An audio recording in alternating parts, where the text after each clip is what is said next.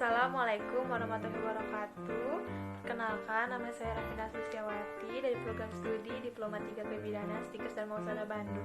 Saya akan memaparkan hasil analisis saya terhadap kasus perdarahan kehamilan, usia lanjut, mata kuliah kegawat daruratan, maternal dan neonatal. Selamat menyaksikan. Nah, kasusnya adalah Nyonya P, berusia 29 tahun, mengaku hamil 8 bulan dengan keluhan perdarahan dari kemaluan sejak 6 jam yang lalu. Usia kehamilan berdasarkan HPHT adalah 35 minggu. Sejak 6 jam yang lalu keluar darah dari kemaluan berwarna merah kehitaman, disertai kontraksi yang sering. Tidak ada keluhan air-air dari kemaluan, gerakan janin masih terasa aktif. Pasien selama ini sudah periksa hamil ke bidan 5 kali dan tidak ditemukan adanya kelainan. Pada pemeriksaan fisik didapatkan tekanan darah 130/90, frekuensi nadi 90 per menit, frekuensi pernapasan 20 kali per menit, dan suhu 37 derajat Celcius. Konjungtiva tampak pucat dan selera ikterik. Status generalis lainnya dalam keadaan normal. Pada pemeriksaan abdomen ditemukan bahwa tinggi fundus uteri atau TFU-nya 28 cm, janin presentasi kepala. Kontraksi 5 kali dalam 10 menit, kuat dan relaksasinya juga baik. Pemeriksaan inspekulo menunjukkan posiolicin ostium terbuka dengan darah merah kehitaman keluar dari ostium. Nah, diagnosis banding dari kasus perdarahan tersebut yaitu placenta previa dan sosioplasenta, di mana saya akan menjelaskan apa itu sosioplasenta dan apa itu placenta previa. Nah, sosioplasenta adalah kondisi ketika sebagian atau seluruh plasenta terpisah dari dinding rahim bagian dalam sebelum waktunya melahirkan atau sebelum cukup bulan untuk melahirkan. Sebagai akibatnya, asupan nutrisi dan oksigen pada janin akan berkurang atau terhambat. Nah, kalau placenta previa sendiri adalah komplikasi kehamilan yang terjadi ketika posisi plasenta berada di bagian bawah rahim. Alhasil, kondisi ini mengakibatkan sebagian atau seluruh leher rahim, serviks tertutup sehingga menyulitkan proses kelahiran.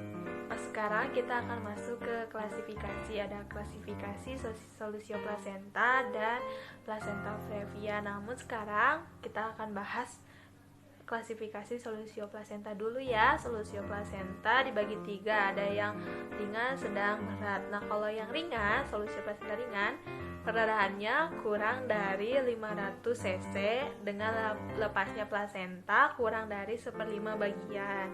Perut ibu masih lemas sehingga bagian janin mudah diraba. Tanda gawat janin belum nampak dan terdapat perdarahan hitam pervaginam. Nah, kalau yang solusioplasenta sedang, lepasnya plasenta antara 1/4 sampai 2/3 bagian. Perdarahannya sekitar 500 cc nih. Terus perut ibunya mulai tegang dan bagian janin sulit diraba. Janin sudah mengalami gawat janin berat sampai IUFD. Pemeriksaan dalam menunjukkan ketubannya tegang, tanda persalinan sudah ada dan dapat berlangsung cepat sekitar 2 jam. Lalu yang terakhir ada solusioplasenta berat. Nah, lepasnya plasenta sudah melebihi 2/3 bagian. Perut nyeri dan tegang, janin sulit diraba, janin sudah mengalami IUFD atau kematian di dalam. Pemeriksaan dalam ditemukan ketuban tegang, darah dapat masuk ke otot rahim, uterus convolular yang menyebabkan atonia uteri, serta perdarahan pasca partus. Kita masuk ke klasifikasi placenta previa, ada 4. Yang pertama ada placenta previa sebagian atau parsial. Sesuai namanya, placenta previa sebagian adalah posisi plasenta yang menutupi sebagian leher rahim atau jalan lahir untuk keluarnya bayi. Dalam hal ini, proses persalinan melalui vagina atau secara normal masih mungkin dilakukan karena masih tersisa sedikit ruang untuk bayi keluar. Yang kedua ada placenta previa rendah atau low lying.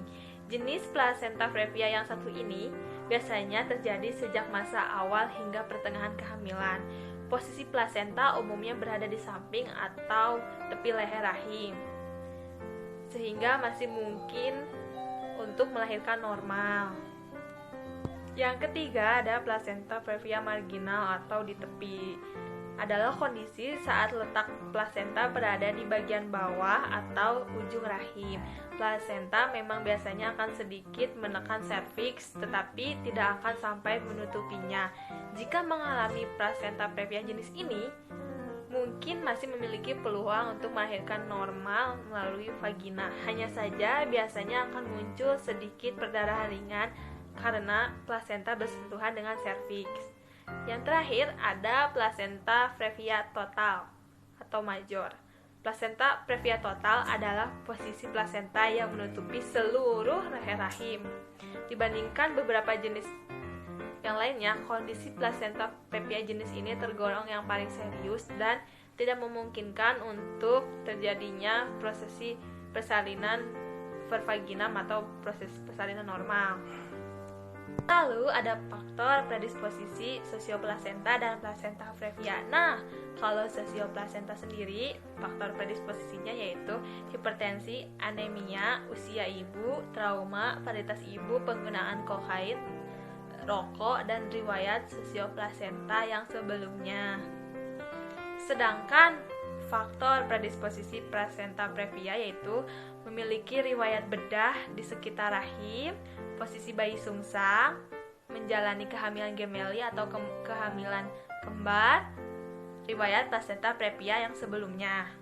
Nah, kalau etiologi dari sosioplasenta yaitu hipertensi dan faktor trauma, sedangkan etiologi dari plasenta previa yaitu abnormalitas endometrium dan trauma operasi.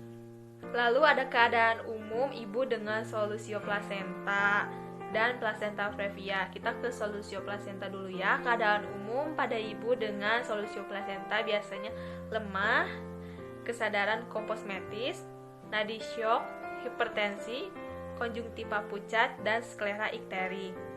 Lalu ada keadaan umum dari plasenta previa. Ibu dengan plasenta previa cenderung kesadarannya komposmetis, keadaan umumnya baik, tanda-tanda vitalnya normal, tekanan darahnya rendah.